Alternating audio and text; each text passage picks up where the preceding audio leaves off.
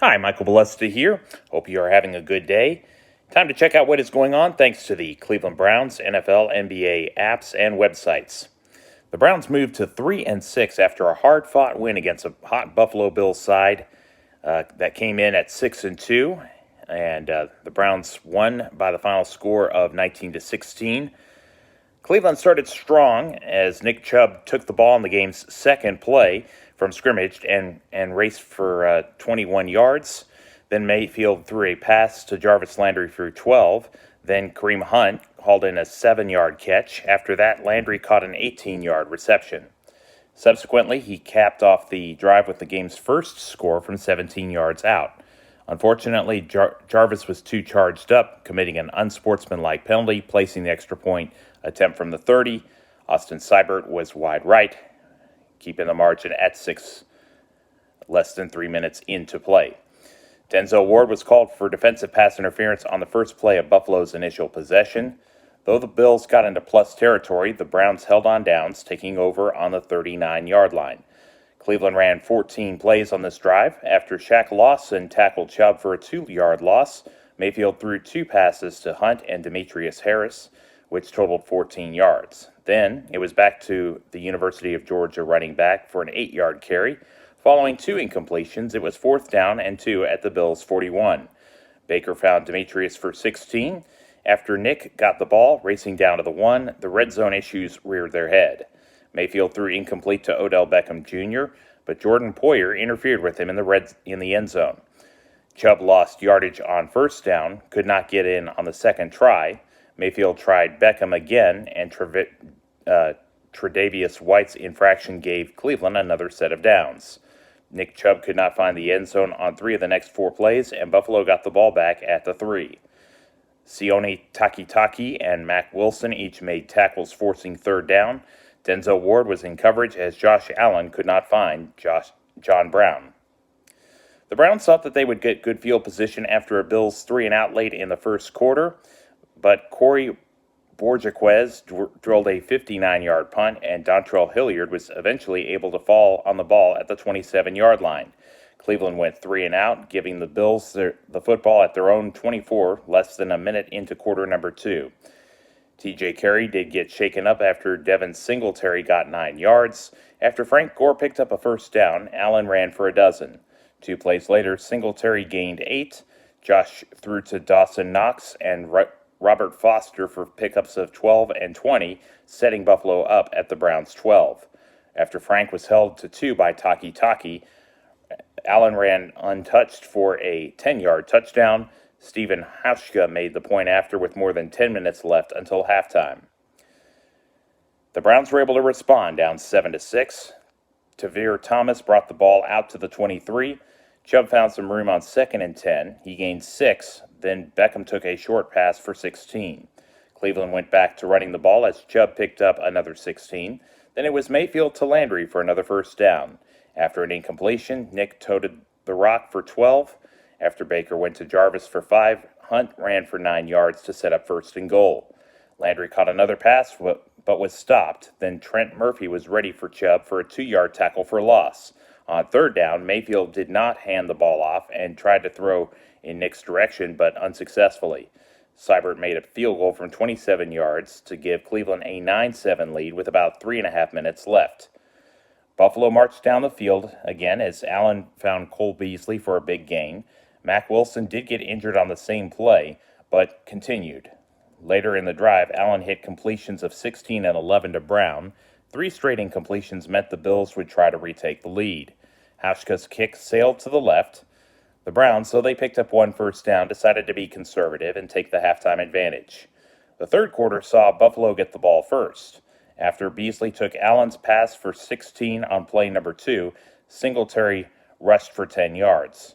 Chad Thomas came up with a tackle on first down, then a sack of the former University of Wyoming quarterback to end the drive.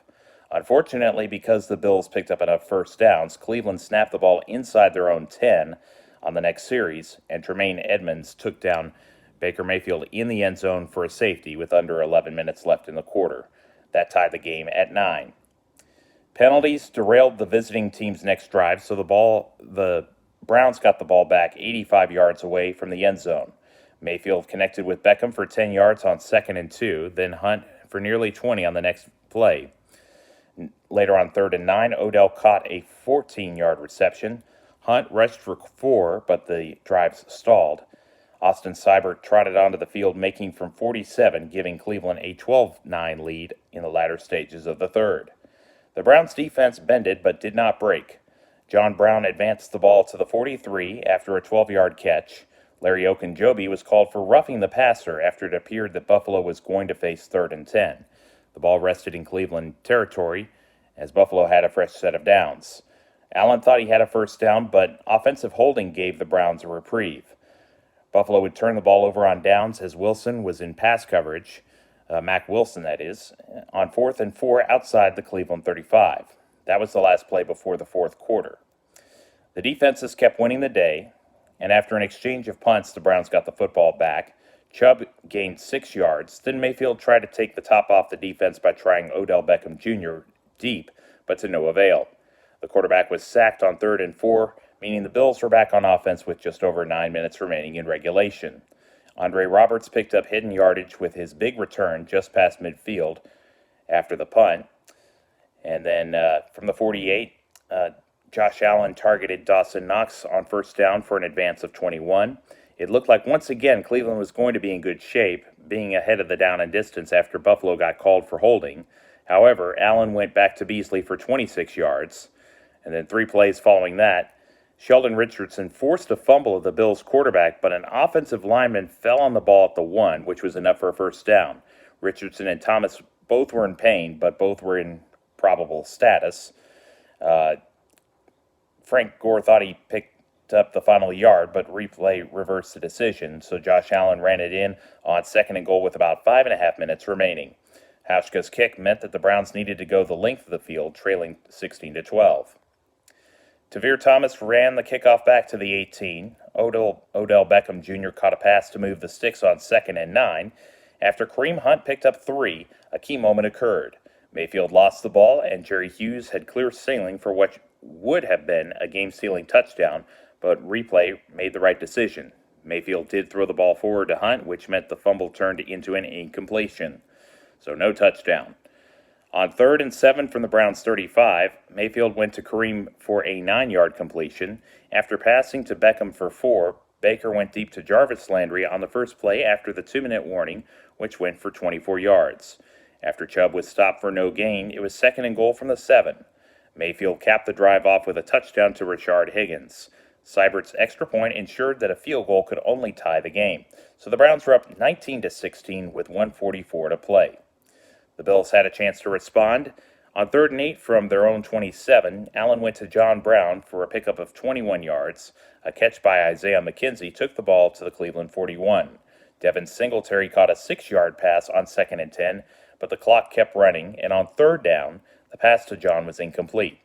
Hauschka's kick from 53 yards away was wide to the left. Mayfield took one kneel down, and a 4-game losing skid, was stopped. Cleveland prepares for a quick turnaround Thursday night. It was the first home win for the Browns for the year, and they will try to get a second against Pittsburgh. In the AFC North, the Baltimore Ravens dismantled the winless Cincinnati Bengals 49-13 to get to 7-2. Baltimore hosts Houston Sunday at noon, while Cincinnati plays the Oakland Raiders later that day at 3:25. The Ravens are 2 games ahead of the next opponent for the Browns, the 5-4 Pittsburgh Steelers. They come off of a strong showing defensively in their 17-12 victory at the expense of the Los Angeles Rams. The Steelers and Browns start at 20 past 7 o'clock Central Time on Thursday.